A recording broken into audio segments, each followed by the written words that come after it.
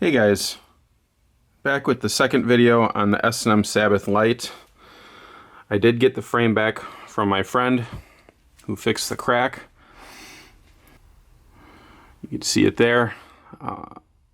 You guys can tell me what you think of it. I think it'll hold up just fine for the little bit of riding I will do on this frame after I get it built. But I wanted to show you the bike now. In the last video, I asked you guys if I should keep it original or get it repowdered. Looks like a majority of you would recommend getting it repowdered, which I agree with as well. Part of me would like to keep it original, and it's more to preserve some of the decals that are on it, especially the C4 BMX sticker. I don't have any more of these. So that's really the only reason I would keep it original, is just for that sticker, but I don't think that's a good enough reason. Plus it's got so much wear and tear on it over the years. The guy who previously owned it was a street rider. You can see this chainstay is really grinded up. Surprising that this didn't crack here with all the abuse it took over the years. I'll show you a couple other dents on there. Got a big dent right here. I don't know how well that's showing up on video. And there's a couple more dents in that area. So yeah, the frame was well used, had a good life, and I'm excited to bring it back to life and get it riding again. But yeah, there's the S&M Sabbath Lite. Recently I got stoked on what S&M has been doing. I really like their new video, Built Different. And it just got me stoked on S&M, and I wanted to get a hold of a frame. I was looking around. They're a little pricey for what I wanted to spend, and then I remembered that my friend Robbie actually used to ride one, and I asked him if he still had it, and he did, and here it is now. I'll put a video in right now of him actually crashing on a handrail, which is what he thinks cracked the frame. So you'll see that. And yeah, that's the frame now. I also want to go over some parts I'm going to throw on it.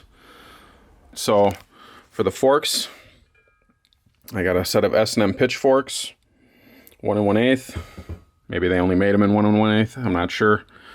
I'm not a huge history guy on this stuff, but they're in really good condition. There's a little bit of rust peppering on them that I cleaned up. So those are the forks. And then for the stem, I got a gold S&M redneck. That'll go on there.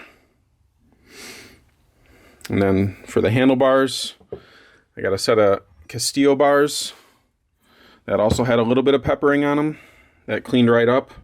I'd say they're in pretty good condition for the age. What's funny is they still had the original sticker price on them, but I recently mounted these on that stem, and it took the rest of the price off. But these were $59 back in the 90s when they were purchased. You can see a little bit of rust there. But yeah, these are the bars that are going to go on it. You can see I got some Quaman MK bars in the back there with a Biz House stem. May use those in a different video at some point. And then going down to the center of the bike, I got a Toughman Ultralight 25 tooth polished sprocket for it. I'm going to put some Profile 165 cranks on it that are actually on another bike of mine right now. I'm going to wait to take those off that bike until I get it painted. So for the cranks, I got the sprocket and then the profiles. But yeah, for the pedals, I got these S&M pedals. The paint is flaking on them, so I may use these, keep them just as they are, or I may respray them, just spray them black, cover up the S&M Bikes logo there, so I can still preserve that, and just rattle can them black. Or I got a set of Primo tenderizers that I may put on them as well. I guess I can switch them out to whatever, however I'm feeling when I'm building the bike. So those are my options for my pedals. The S&M Fat Pivotal seat will go on it in camo. And then for a seat post, I may buy the S&M seat post, but right now I have this one that originally was anodized in black, which I cleaned up and polished. It is cut, but for this frame, it should be more than high enough with this post, but I may buy the S&M post for it. And then pegs, I got some Primo tube stakes. I got the non-tapered versions for the back and the tapered versions for the front. So those will be the pegs on it. Again, I'm mainly going to be riding flatland on this bike, but I do want to do some grinds on it. So when I go hit some ledges up, I am actually going to switch out the pegs on the one side, and I got these old DK titanium pegs that'll go on it. You can actually see I have some grip tape on the one for when I used to ride flatland on it, doing like hang fives and stuff on my street bike. And then the other peg, which again, these got a lot of good use out of them. So those are the pegs. And then last thing for the bike that I am figuring out right now is I got these Haro SATA wheels. This one actually has the Ezra free coaster on it for the rear. And then for the front wheel, I have the Haro rim again with the Infinity hub from Flatland Fuel. I actually bought these wheels used from a buddy of mine down in Chicago, John. He's always selling stuff, so I picked these wheels up a couple years ago. And these will fit nicely on the S&M. I got to order a couple more bits for the build.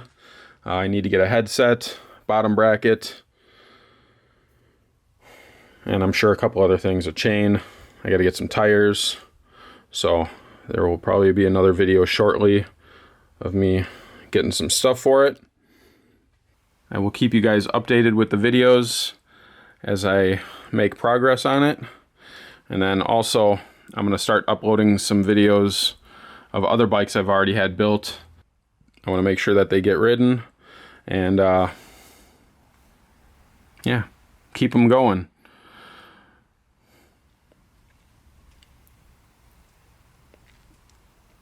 All right, until the next video, peace.